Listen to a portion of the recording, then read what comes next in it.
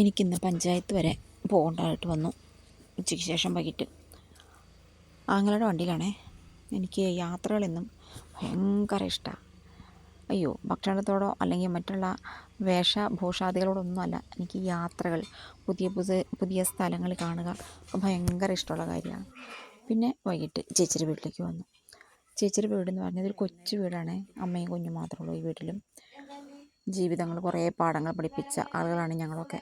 അതുകൊണ്ട് ഇല്ലായ്മയിലും സന്തോഷമായിട്ട് അങ്ങോട്ട് ജീവിച്ചു പോകുന്നു.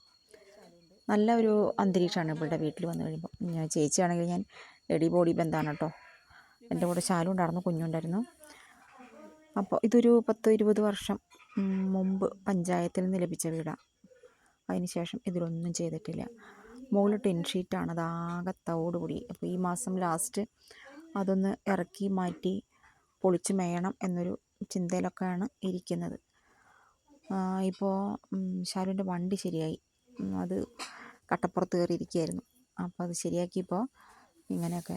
താഴെ എൻ്റെ തറവാടാണ്. അച്ഛൻ, ആങ്ങള, നാത്തൂൻ, 2 മക്കൾ, അവരൊക്കെ താമസിക്കുന്നത്. ആ വീട് കണ്ടിട്ടുണ്ട് ഞാൻ, ഇതിനു മുമ്പുള്ള വീഡിയോസിലൊക്കെ ഇട്ടിട്ടുണ്ട്. അപ്പോൾ ചേച്ചി ഇവിടെ തൊട്ടടുത്ത് തന്നെ ഒരു തോട്ടം, റബ്ബർ തൈ മരങ്ങളുള്ളൊരു തോട്ടം കാട് വീശാൻ പോയിട്ടേ മുഖമൊക്കെ ഭയങ്കരമായിട്ട് കരിവാളിച്ചു. ഒരു 1-1.5 ആഴ്ച പണിയുണ്ടായിരുന്നു. അതിന് ഇടയ്ക്കിടയ്ക്കാണ് അവൾക്ക് പോകാൻ പറ്റുള്ളൂ. ഈ വെയിൽ കൊണ്ട് വയ്യാതെ വരും. അപ്പോൾ ഇപ്പം ഞാൻ വിളിച്ചപ്പം മുഖം ഇങ്ങനെ, ഞാൻ വന്ന് കണ്ടപ്പോൾ തന്നെ എനിക്ക് ആകെ വിഷമമായിപ്പോയി.